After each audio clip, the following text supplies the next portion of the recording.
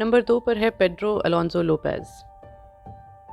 Pedro को Colombia में monster of Andes के नाम से भी जाना जाता है। ये 1969 से 1980 तक सैकड़ों मौतों का कारण बना, जिसमें ज़्यादातर छोटी उम्र की लड़कियां थीं। 2006 में Guinness book of world record में पेड्रो का नाम मोस्ट प्रोलिफिक सीरियल किलर्स में गिना गया था। हालांकि उसे बाद में हटा दिया गया जब कंप्लेंट्स आने लगी कि ये किलिंग को एक कंपटीशन बना देगा। लेकिन अगर किलिंग एक कंपटीशन होता तो पेड्रो लोपेज पक्का जीतता, क्योंकि वो 450 से ज़्यादा लोगों की मौत के लिए जिम्मेदार माना जाता है, जिसमें से 110 साबित हो पाई। और इस दुर्घटना की सबसे अजीब बात यह है कि उसे इतने लोगों को मौत के घाट उतारने के बावजूद भी खुला छोड़ दिया गया। एक ऐसे मॉन्स्टर को कैसे और क्यों रिहा किया गया, ये जानते हैं आगे। पेड्रो का जन्म कोलंबिया में 1948 में हुआ था। ये माना जाता है कि उसकी माँ बेनेल्डा एक प्रोस्टिट्यूट थी और पेड्रो एक शादीशुदा आदमी का नाजायज़ बेटा था। वो अपने 13 भाई बहनों में 7वें नंबर पर था। उसका बचपन बहुत ही कठिनाई में गुजरा।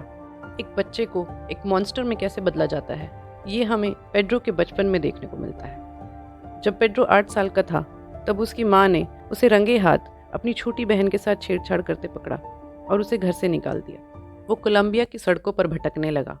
एक दिन एक आदमी उसे खाने और रहने की जगह का झांसा देकर एक सुनसान जगह पर ले गया और उसके साथ दुर्व्यवहार किया, टेक्निकली SA।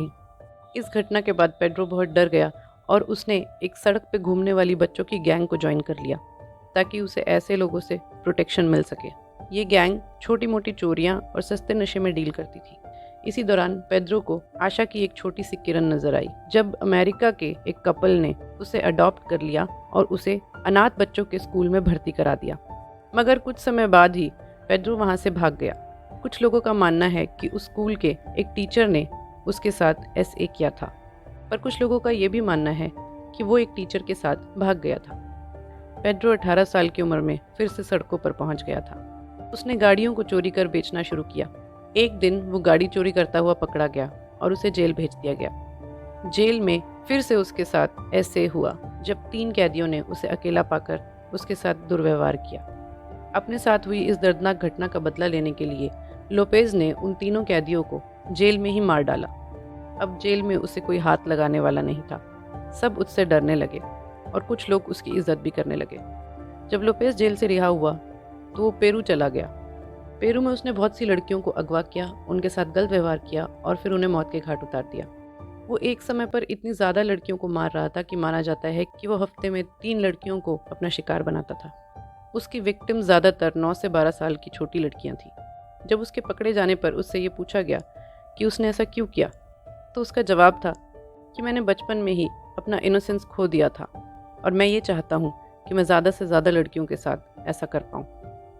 लोपेज अपने विक्टिम्स का कई दिन पहले से ही पीछा करना शुरू कर देता था और फिर सही मौके का फ़ायदा उठाकर उन्हें एक सुनसान जगह पर ले जाकर उन्हें ऐसे करता था और फिर उनका गला घोंटकर उन्हें मार देता था। वो बॉडीज़ को शैलो ग्रेव्स में दफना देता था। उसने ये तक कबूल किया था कि वो उन लड़कियों को कई बार उनकी कब्र से निकाल कर उनके साथ टी पार्टीज़ किया करता था और उसे शिकार करना सिर्फ दिन में पसंद था, क्योंकि उसे अपने विक्टिम्स के चेहरे पर मौत देखना बहुत अच्छा लगता था।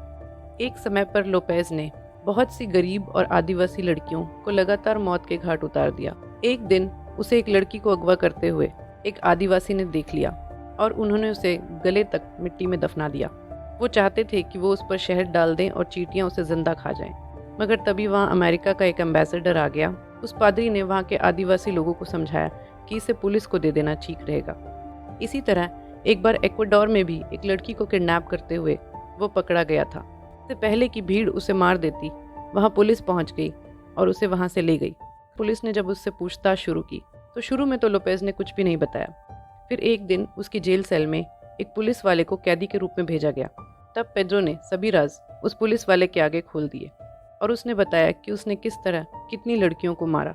जब उसके इस कन्फेशन के बाद पुलिस ने उससे सख्ती से पूछताछ करी, तब वो पुलिस को 53 शैलो ग्रेव्स तक लेकर गया, जहां माना जाता है कि 110 लड़कियों की लाशें मिली। पेड्रो को 16 साल की सज़ा सुनाई गई, क्योंकि इक्वाडोर में इससे ज़्यादा सज़ा मुमकिन नहीं थी।